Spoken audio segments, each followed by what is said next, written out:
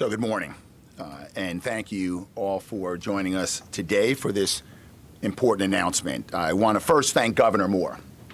I want to thank you, Governor, for your partnership in our effort on behalf of the state to recover damages from the enormous harm caused by the collapse of the Francis Scott Key Bridge on March 26, 2024. Governor Moore, I also want to thank you for your leadership. It was your rapid response with your team, a response to that crisis that cleared the shipping channel and allowed the port to fully open in less than 3 months. And it was your leadership in that intangible element that instilled in Marylanders a sense of confidence that we as a state will get through this. We will recover and we will rebuild. So Governor Moore, I want to thank you for your partnership and your leadership. When you signed the Port Act into law, only 2 weeks after the collapse of the bridge, you provided economic relief for thousands of workers and businesses impacted by the collapse. And in record time under your leadership, the Maryland Transportation Authority selected a firm to begin designing a bridge to replace the Francis Scott Key Bridge. I also want to thank several members of your team, Governor. I'm proud to call clients who are here today, certainly joined by Lieutenant Governor Runa Miller. Thank you for your leadership. Secretary of Transportation Wiedefeld. I know that Secretary of the Environment McElwain is represented here today by our Chief of Staff, Scott Goldman. Transportation Authority Executive Director Gardner is joining us today, and Port Administration Executive Director Daniels. It is on behalf of these agencies and the entire state that the Office of the Attorney General brings this lawsuit today. The attorneys in our office, working with assistant counsel, have worked side by side. And we've worked with attorneys at each one of these client agencies to prepare Maryland's answer and claim in this litigation. This is a first step in our commitment to hold accountable those responsible for the tragedy that befell the state 6 months ago this week. To that end, we will show the abject failures of the owner and operator of the MV Dolly, Grace Ocean Private Limited and Synergy Marine, caused the collapse of the iconic Key Bridge. When I got the call that early morning on March 26 that a cargo ship had crashed into the Francis Scott Key Bridge with such force that multiple spans of the bridge had collapsed in the Patapsco River in a matter of seconds, I couldn't believe that I'd heard correctly. When Marylanders across the state woke up that day to the news that the Key Bridge was gone, the shock and dismay were overwhelming. A bridge was destroyed, a port was closed, communities were shattered. The lives of 6 Marylanders were lost, and those of their families were irrevocably changed. And the state of Maryland lost an iconic symbol of strength and prosperity, threatening the state's economy and leaving taxpayers on the hook for the gross negligence of the Dolly's owner and operator. But that injustice, leaving Marylanders to pay for this tragedy, cannot and will not stand. Because what has come to light in our investigation is that the Dolly was not fit to sail that morning. The day before the collision, its electrical system had failed twice. Failures that the ship owners and operator could have and should have fixed to avoid the tragedy. They failed even to inform the U.S. Coast Guard, as the law required, or to warn the pilots who boarded the Dolly to help it leave the Port of Baltimore. Instead, they told them everything was fine. But all was not fine when the Dolly set sail on March 26. Within minutes of leaving its berth, the ship once again lost power, which in turn made it lose propulsion and steering capabilities. The ship became a dark missile gliding through the port until it struck a pier of the Key Bridge with catastrophic force. Ships like the Dolly are supposed to be equipped with backup systems that make sure the vessels don't lose power or steering capabilities at critical moments like when they're approaching a bridge.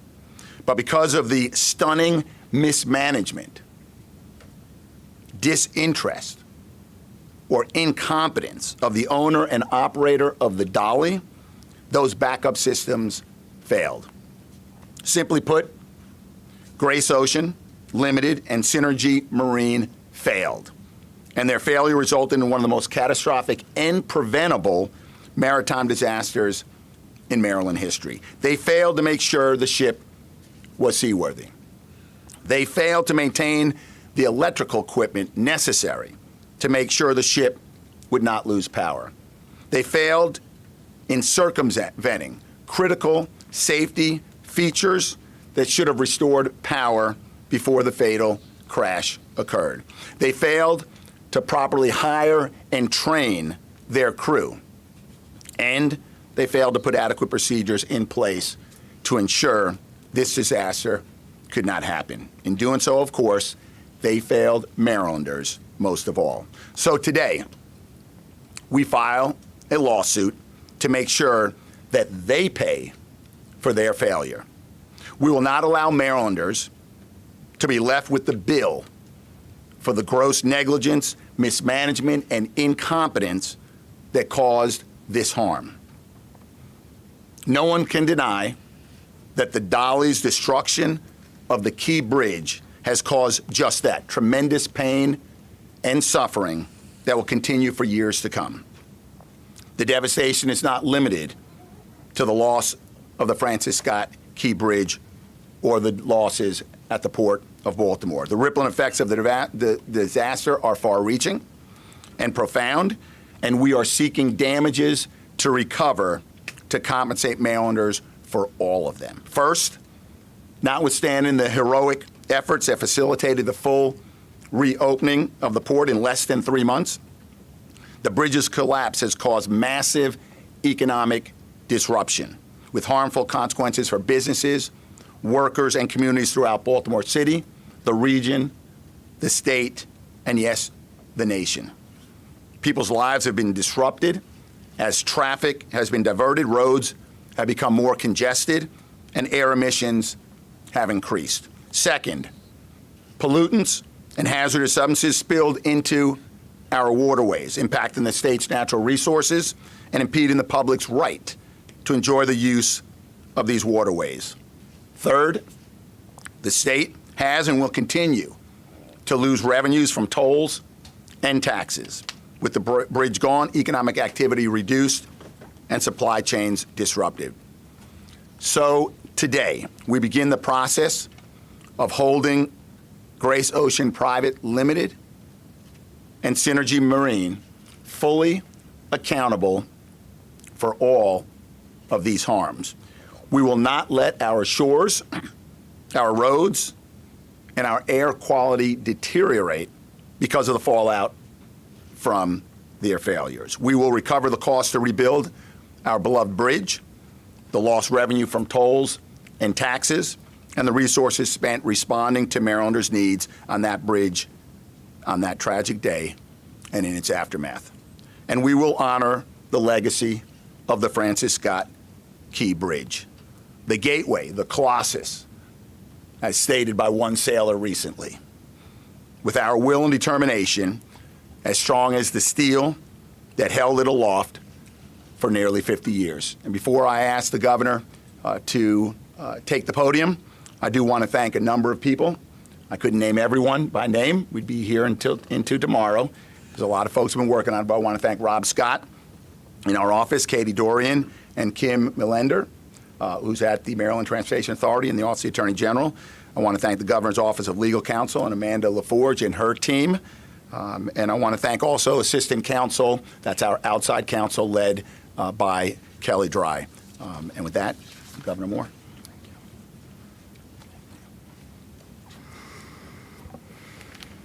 Good morning.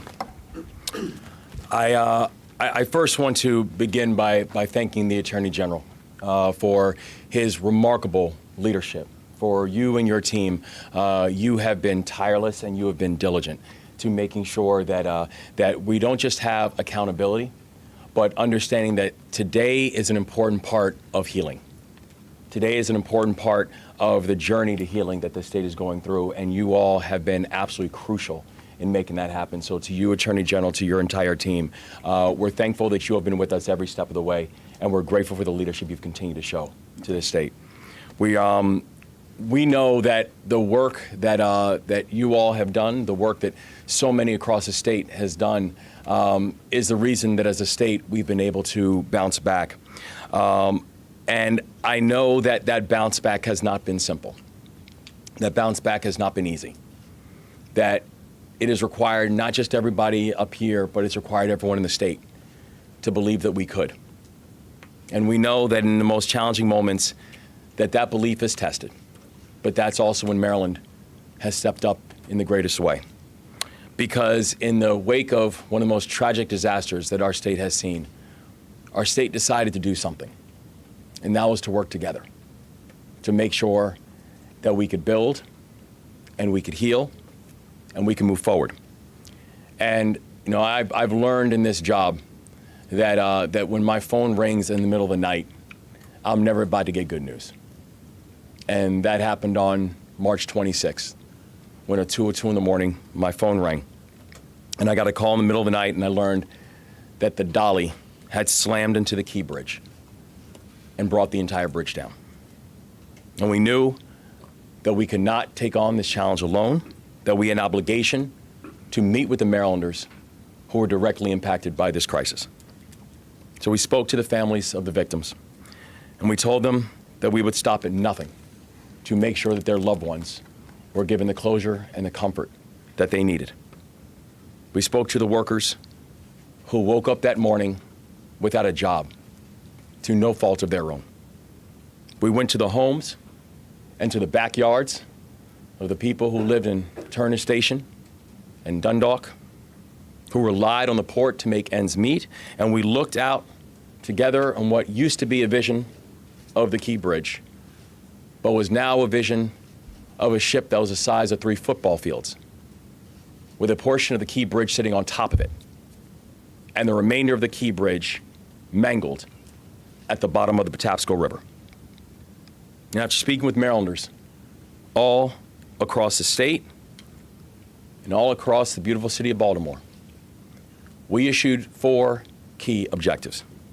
The first, that we would locate all of the victims and we would provide closure and comfort to their families. The second, that we would clear the channel and fully reopen the Port of Baltimore to vessel traffic. The third, we would support everyone who was impacted by this collapse and by this crisis, from the dock workers to the small businesses. And the fourth, we would rebuild the Francis Scott Key Bridge. And we tackled our first 3 directives faster than anyone anticipated. Directive 1, we discovered all of the 6 victims and brought closure to their families. And I want the entire state to know that those families continue to be in our thoughts, in our hearts, in our prayers. Están en nuestros corazones, nuestros pensamientos, y nuestras oraciones. Directive 2. While many said that it would take 11 months to reopen the Port of Baltimore, this extraordinary team, this extraordinary state, and this extraordinary country got it done in 11 weeks.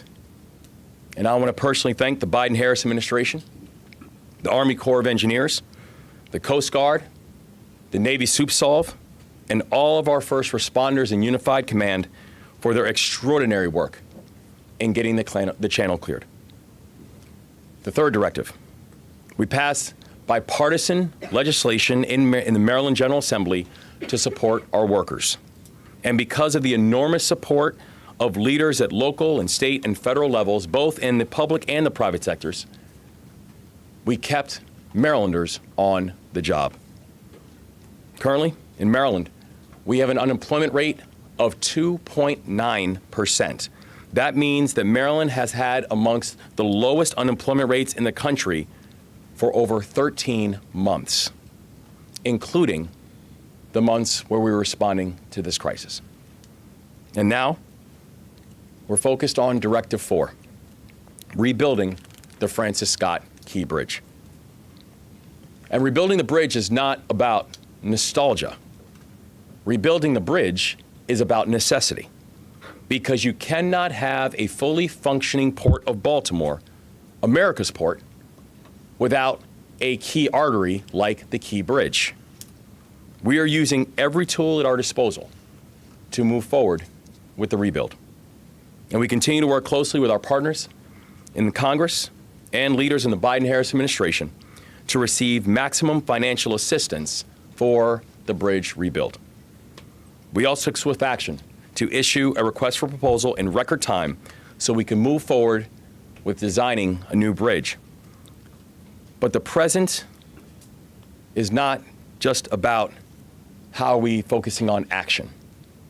Today is also means we've got to focus on accountability. The state has a responsibility to hold those accountable for this crisis to the fullest extent of the law, and we just heard from the Attorney General that's exactly what the state will do. So please, hear me loud and clear.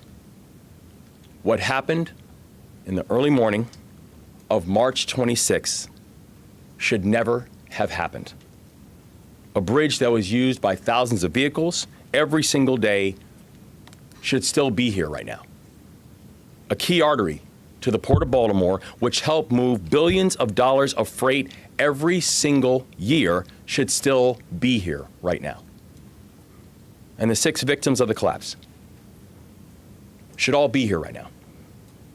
Menor Yacir Suazo Sandoval, Miguel Angel Luna Gonzalez, Jose Minor Lopez, Alejandro Hernandez Fuentes, Dolian Ronial Castillo Cabrera, Carlos Daniel Hernandez. They should all be here right now. That's why accountability matters. Maryland businesses and workers are still dealing with the consequences of having one of the most important bridges in the state suddenly gone. We cannot forget everything that the Dolly was responsible for us losing that morning. So let me end with this. The work ahead will not be easy. Any litigation this complicated will take time. But in Maryland, we do not shy away from big challenges. We lean in and we demand justice. And that is what it means to be Maryland tough and Baltimore strong. We are joined by extraordinary partners in this work, from our Attorney General to our agency leaders, to our friends at the Port of Baltimore, to our extraordinary Lieutenant Governor, and many, many others. And I know that together, we will prevail. And the people with us today will all gather once again as soon as we possibly can to celebrate the reopening of the Francis Scott Key Bridge.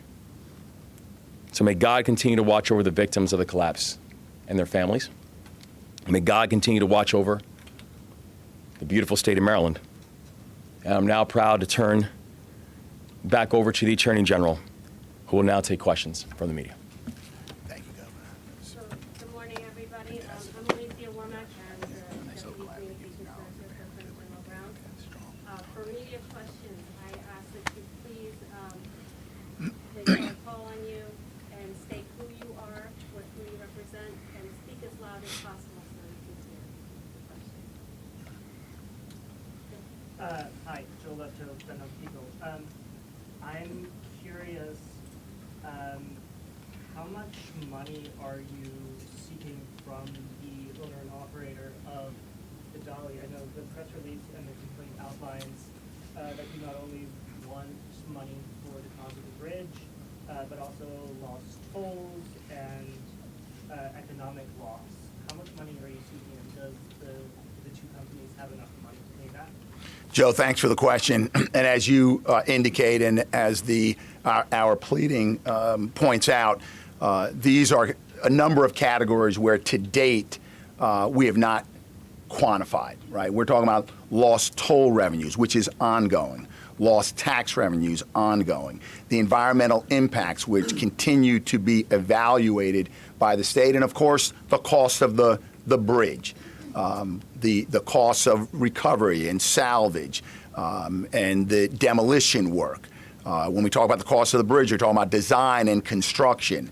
So we know the categories in which we're seeking recovery, and I just named a few, but part of this process is to put pen to paper to do the analysis to understand precisely that dollar value.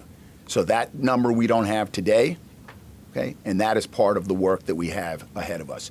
But keep in mind that really no dollar value will truly compensate Marylanders for the loss, the shattered communities, the lost lives.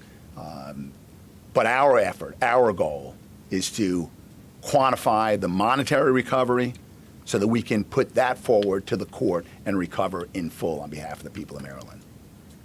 Stand in the back.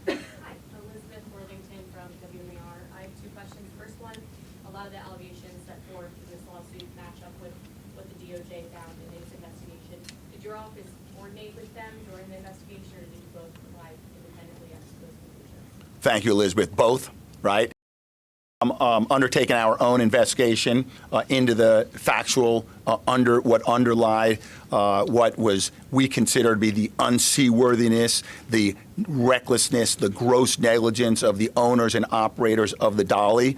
The Department of Justice, you saw their complaint last week. There are things that resemble our complaint. The City of Baltimore filed earlier this year, and a number of others have. We will cooperate and coordinate with all parties who are seeking recovery from the Dolly, because let's be clear, right? That Key Bridge and all of the attendant losses that you heard today and you read in our complaint, the DOJ's complaint, and every other complaint was caused by the owners and the operators of the Dolly. It was their gross negligence in putting a ship, 900-plus ton vessel, to sea that was not seaworthy. So it's no surprise that the basic claims and the factual, the facts supporting claims are going to be the same, because we all recognize that it was the Grace Ocean and Synergy Maritime that failed all of us. Second question. We know from the DOJ lawsuit that at least the prior captain had alerted Synergy to the problems with the excessive vibrations in May of 2023. The last inspection for the Dolly was in New York by Coast Guard investigators or inspectors in September of 2023. Did your investigation uncover why they might not have caught any of these glaring issues? So we've outlined in our response and claims a set of facts. As I mentioned, some of them resemble facts that have been alleged by other parties in this case. Our investigation continues, and we will uncover all the facts that led to the collision of the Dolly with the bridge, and how the owners, and connect that to how the owners and the operators who were shoreside knew of or should have known that this vessel was not seaworthy. So whether it's vibrations, electrical, fuel systems, our investigation will get to the bottom of all of that. I'm David Collins from UPAL. Hey, David. If successful, is any of the money required to go back to the feds? There is subrogation, right? Even to insurance companies. Right now, my focus is to recover fully from those who are responsible. I'm going to allow the the governor and the Secretary of Transportation to discuss any conversations, if they choose, with the federal government. But at the end of the day, whether it's the taxpayers of Marylanders writing to the state coffers, or the taxpayer of Marylanders and across this country writing to the federal government, taxpayers will not bear the burden of the cost of recovering from the damage and the destruction done by the owners and the operators of the Dolly. First and foremost, let's hold them accountable. In addition to the work that the governor outlined to rebuild the bridge, to restore volume and full activity at the port, to reconnect communities, and that's our focus. That's the governor's focus, and that's our focus in the Office of the Attorney General.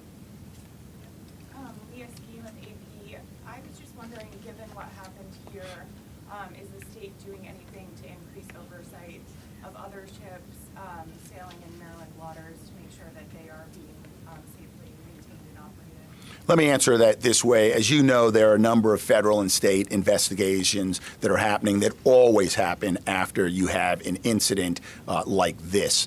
And as a result of those investigations, a lot will be learned. It's premature and probably would not be appropriate at this point to begin forecasting what changes, if any, would occur as a result of this experience and what we learn.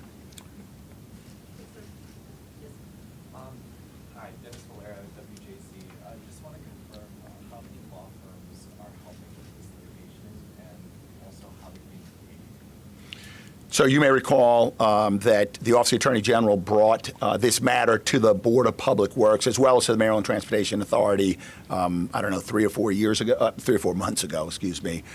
Kelly Dry is leading that. Along with Kelly Dry, there are, give me the number, show me by the sign. There are 5 total. And it's a contingent fee arrangement where our attorneys will recover a certain percentage. It's outlined in that document that went to and was approved by the Board of Public Works. Our attorneys will recover when the state recovers. Chris Gian with WBAO. Wanted to ask about the state. This might be a better question for the Transportation Authority. With the state receiving the $350 million payment in August, is that money available for the state yet? That's from the Bridges Insurance Company. And how does it plan to be spent, allocated? Would you care to speak to that, Andy? Yep. Paul Wiedefeld, Secretary of Transportation. Yeah, we do have those dollars. Obviously, we will start to apply those dollars towards some of the work that we have. As you know, we have a contractor on board. They're already starting to work. We have a consulting engineering firm that we will be shortly have on board, and the construction management inspection firms. So those dollars will be first applied to some of that initial work that we'll be doing there.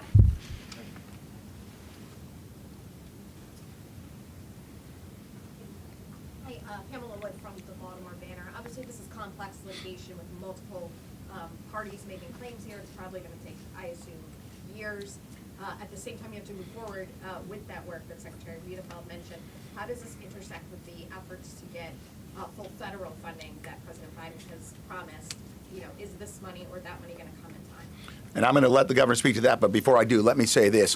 While these are both important efforts, rebuilding the bridge and holding folks accountable, they are not connected in terms of one is a precondition or prerequisite for the other. The governor and his team have been leaning in and working closely with the Maryland federal delegation.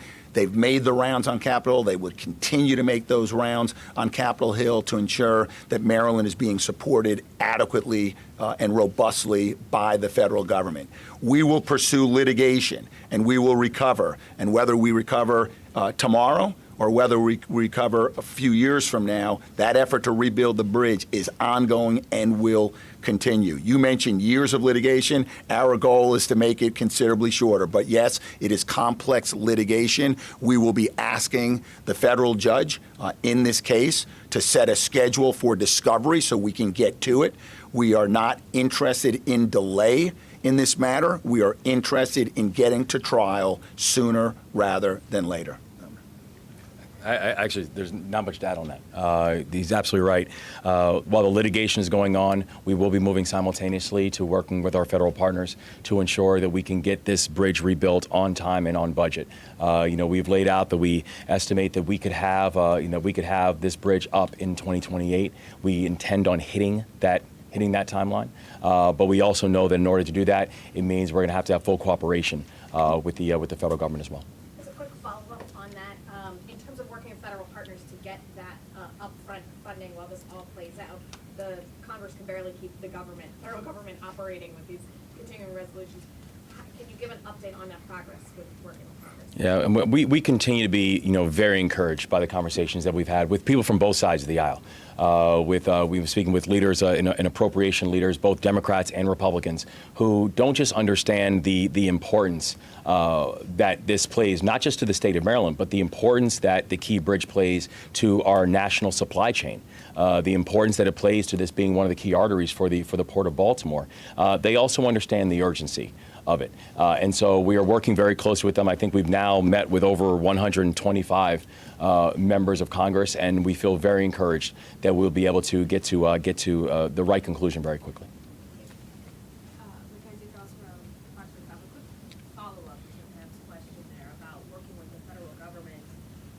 Given the next 6 weeks leading up to the election, are you concerned that there will be delays in this effort to get the federal government to fund this, and then we'll be in a situation where it's January and we don't have any progress, and it continues to push more and more and more down the road, and potentially a new administration comes in? We continue to stress that this is bigger than politics. This is bigger than an election cycle. This is bigger than partisan differences. This is about Americans' economy. This is about our national supply chain. This is about a port that supplies 2/3 of this country with goods. This is about a port that is responsible for more new cars and heavy trucks and agricultural equipment and spices and sugars than anywhere else in America. And so we understand we are in an election season, but we've been very encouraged by the bipartisan support because people understand this is bigger than politics. Rachel Bay, WYPR. You mentioned a lot of the industries that use the Port of Baltimore.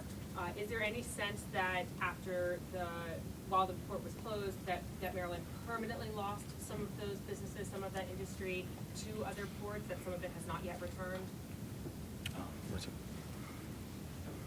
Again, Paul Wiedefeld.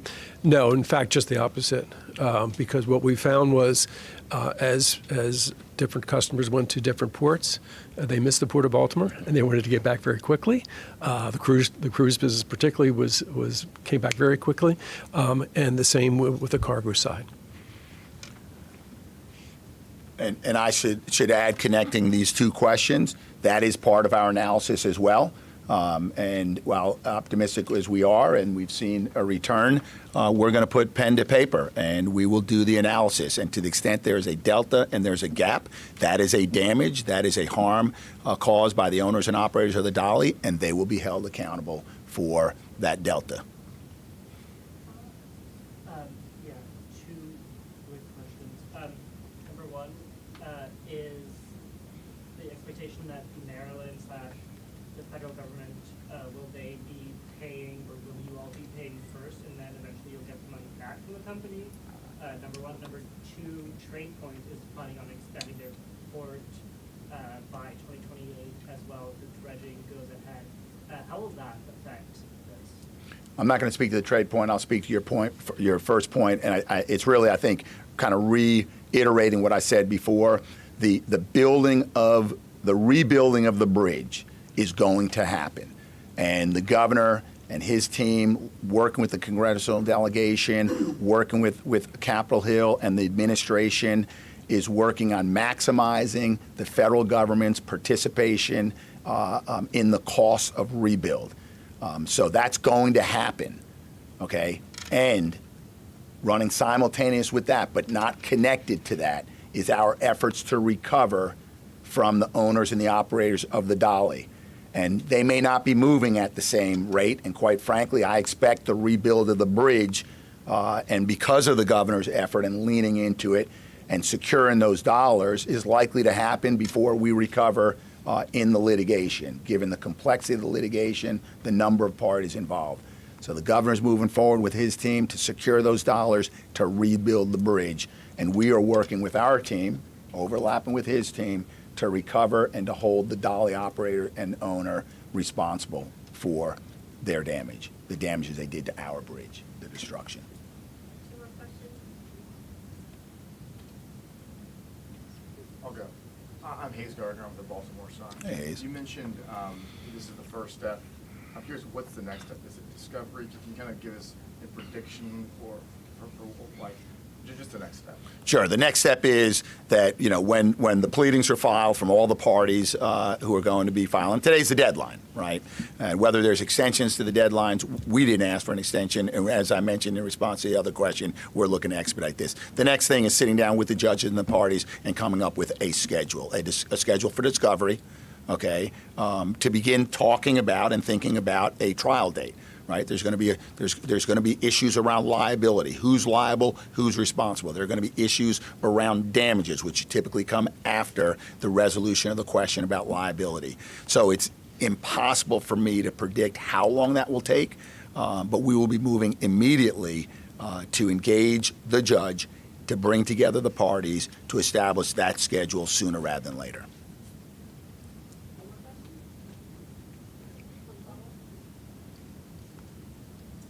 In reference to this past Saturday, when the FBI as well as U.S. Coast Guard was on the Merrick South Toro, was that in conjunction with your office, with the governor's office? Was that separate for with the Department of Justice investigation? Right, and we don't discuss investigations of that nature, and certainly wouldn't discuss the federal government's activities on board the ship. Sorry, given all of the litigation that we're seeing come forward, all of the various lawsuits that we've seen, is there a concern, or I guess, maybe concern isn't the right word, but I guess what happens if there is a situation where there are so many bites at the apple from the DOJ, from the various lawsuits coming in, that these companies don't have anything left to pay, and then Marylanders are on the hook, or taxpayers are on the hook for this if the recovery isn't available? Look, Grace Ocean is a global shipping company, and Synergy Maritime is a global operator and manager of fleets. It is our goal to break through this limitation of liability that they so quickly, after their gross negligence and reckless conduct, ran to the courthouse steps to limit their liability, right? Based on a law passed 150 years ago when you had wooden ships in crowded ports, okay? And what we are going to do is demonstrate that they knew or should have known from shoreside that ship, the Dolly, was unseaworthy. Our investigation already begins to show that some of the configuration and reconfiguration of systems, and it's laid out in our pleading, could only have happened with the knowledge and understanding and perhaps even the approval of the owners and operators of that ship. So we are going to demonstrate that not only was it unseaworthy to set sail, but the owners and the operators were grossly negligent and reckless in allowing that ship to do just that on March 26.